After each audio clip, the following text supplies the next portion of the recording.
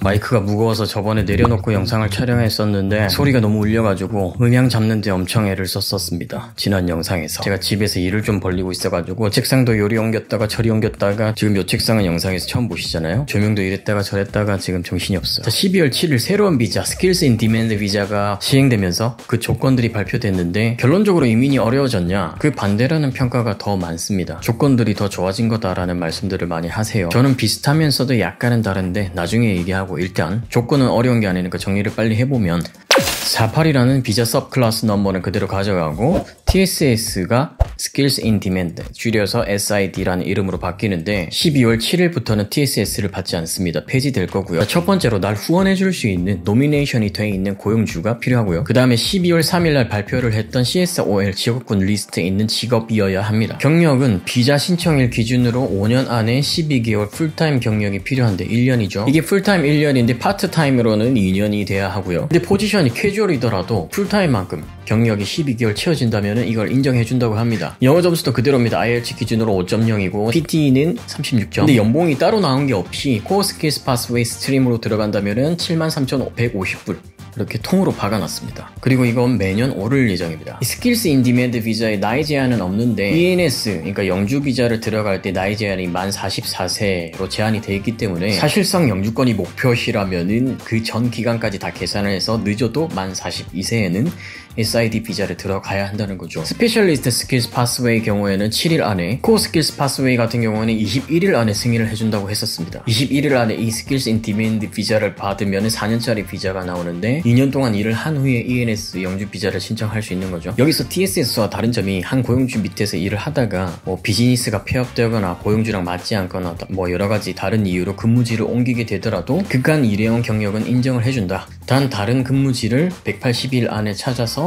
동일하게 그 직업군의 일을 이어나가야 한다는 겁니다. 이게 고용주의 갑질을 막기 위한 거기도 한데 왜 우리가 노예 비자 했었잖아요. 2년을 채워야 되는데 하다가 또 고용주랑 싸워가지고 그만두지도 못하고 왜? 이 기간이 다 없어지니까 다시 2년을 새로 시작해야 되니까. 근데 이거는 나와도 인정을 해준다는 거죠. 근데 고용주 입장에서도 그런 경우 많이 들어봤거든요. 이거 비즈니스를 팔고 싶은데 또는 폐업을 하고 싶은데 딸려있는 식구가 있다 보니까 힘들어도 어떻게 할 수가 없어. 그런 경우라면 서로의 부담을 좀 줄일 수 있는 방안이라고 생각을 하는데 이 얘기를 들어보니까 대부분의 고용주분들은 별로 좋아하진 않더라고요. 스폰을 해주는데 또 고용주 입장에서 들어가는 돈이 있다 보니까 해줬는데 이제 직원 입장에서 고용주를 갈아탈 수도 있는 거잖아요. 아무튼 이런 부분은 원만한 합의가 있기를 바랍니다.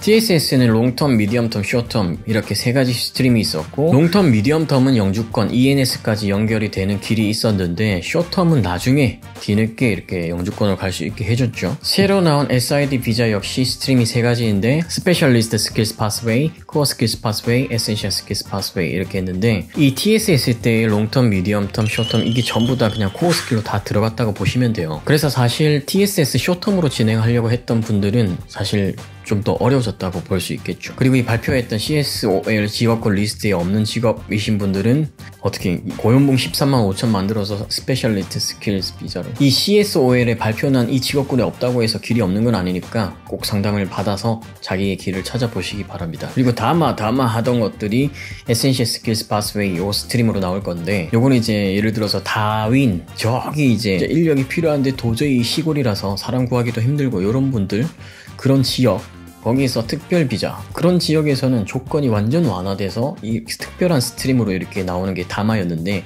그게 이제 에센셜 스킬스 파스웨이로 나오는 거죠. 그래서 요거는 앞으로 이렇게 어떻게 나올지 한번 지켜봐야 될 것 같습니다. 제 개인적인 생각은 제가 예전에 클레어 오닐이 스킬스 인 디맨드 비자의 큰 틀을 발표한다고 했을 때 그때 영상에서 제가 했던 얘기인데 사실 오늘 정리했던 내용이 그때 사실 다 발표됐었던 것 같거든요. 제 기억에 대부분 제대로 준비를 하시던 분들에게는 쉬워지는 거고 어거지로 이것저것 끌어오고 막 끼워 맞추고 이렇게 억지로 비자 진행을 하시던 분들에게는 조금 어려워질 수 있다. 이게 쉬워졌냐 어려워졌냐를 따진다면은 케이스 바이 케이스다 라는 생각을 합니다. 지금 보시면은 조건은 겉보기에 그냥 나아졌다고 볼 수도 있는데 왜 경력이 2년에서 1년이 줄은 게 얼마입니까?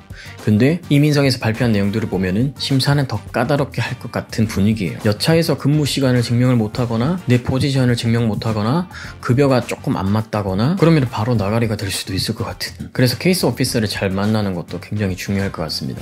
이거 제가 말씀 안 드리려고 그랬는데 제가 예전에 이민성에서 일을 했었단 말이에요. 워킹 때 청소를 했어요.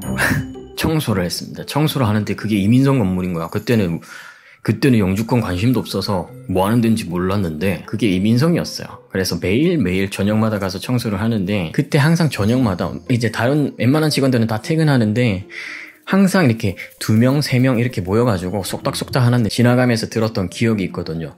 근데 되게 디테일하게 이 사람의 가족 관계가 어떻게 되는지, 이 사람 경력이 어떻게 되는지 제가 이제 맨날 듣다 보니까 다 기억은 안 나는데 이제 맨날 보는 거니까 얘는 이렇게 경력이 있으니까 비자를 해줘야 된다. 근데 이 포지션이 좀 걸린다. 그게 정말 특별한 케이스가 아닌 게 거의 맨날 그러고 있었으니까 저는 그걸 봤으니까 아무튼 이 비자 진행하는 분들이 정말 좋은 분들 잘 만나서 심사를 잘 받기를 기도를 해야 될 것 같습니다.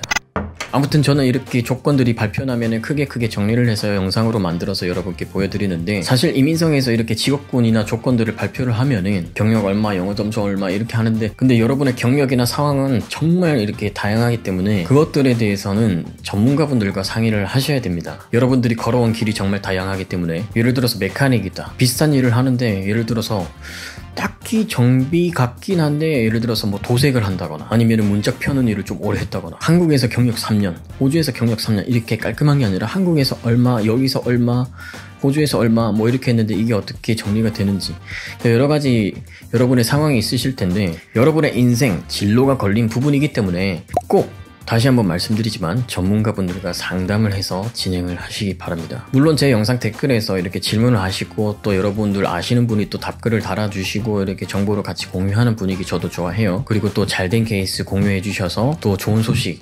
나눠주시면 너무 좋고요. 자 이제 또 큰 벼달 하나 더 기다리자면은 점수제 이게 또 어떻게 될지 그라탄에서 발표했던 그대로 갈지 이게 간다면 언제 갈지 이 분위기 또 내년에 한번 지켜봐야 될 것 같습니다. 아무튼 이번에 발표된 변화로 인해서 타격이 있는 분이 없길 바라고 더 잘 돼서 영주권까지 술술 잘 풀리시길 바랍니다. 감사합니다.